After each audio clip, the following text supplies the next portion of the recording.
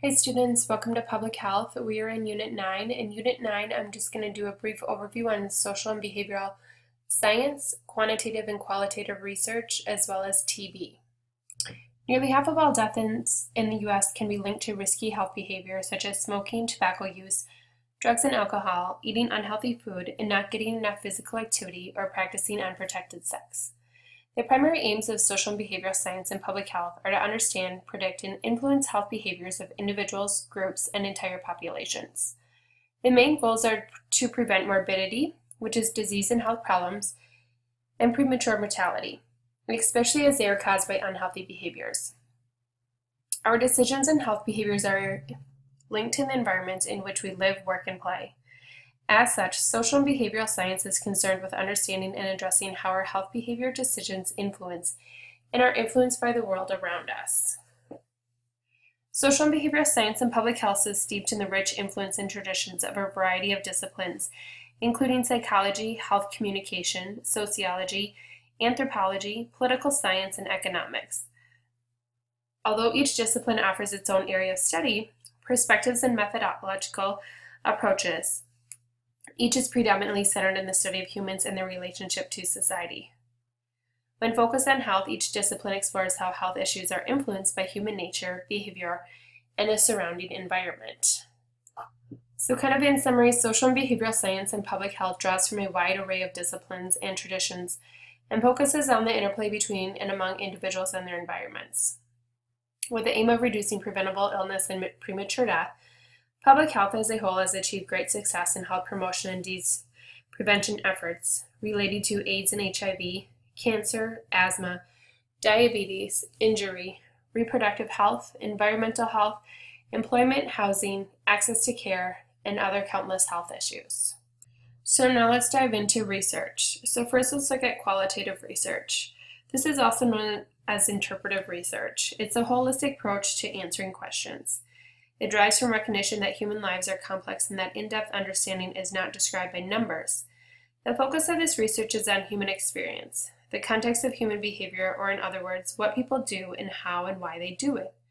Research strategies generally feature sustained contact with people in settings in which they normally spend their time, such as the community, their homes, and where they work. Usually the researcher is very involved in the participants using in-depth unstructured interviews, observations, documents, field notes to collect information that become the data that are analyzed. Because of the nature of these data, the researcher becomes the instrument used to collect the data. What is produced is a description or narrative of people living through events in various situations. On the other hand, we have quantitative research, which leads to, in epidemiology, there are common categories of these different types of research designs. These types of studies rely on measures that can be described by discrete numbers.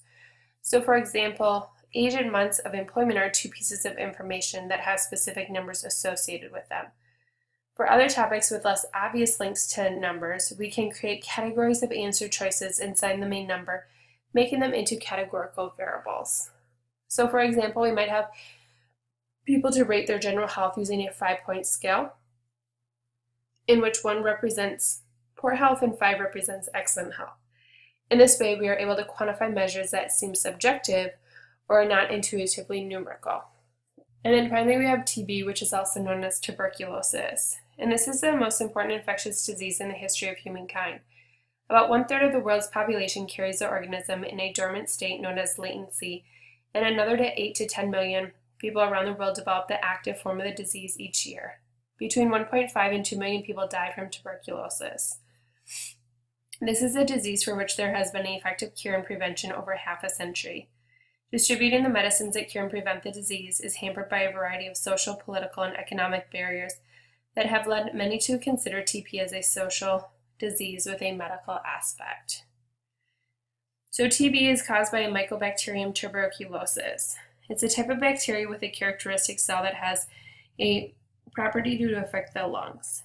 Because the biology and life cycle of this other bacteria, treatment with antibiotics is effective but requires much longer treatment, and the organism can develop resistance. That is, the antibiotics don't work against the germ after a period of time, with much more serious consequences that occurs with some other bacteria.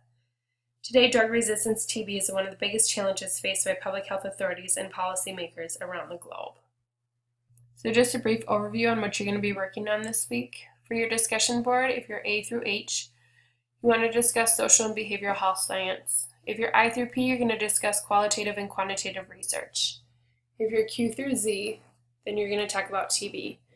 Your discussion board needs to be a minimum of 200 words, and you also should cite resources. For your assignment this week, you want to answer the 4 questions listed in the assignment instructions. Each question is worth 10 points. For this paper, it needs to be a minimum of 4 pages in length. You also need to be formatting in APA format, and you need to cite resources.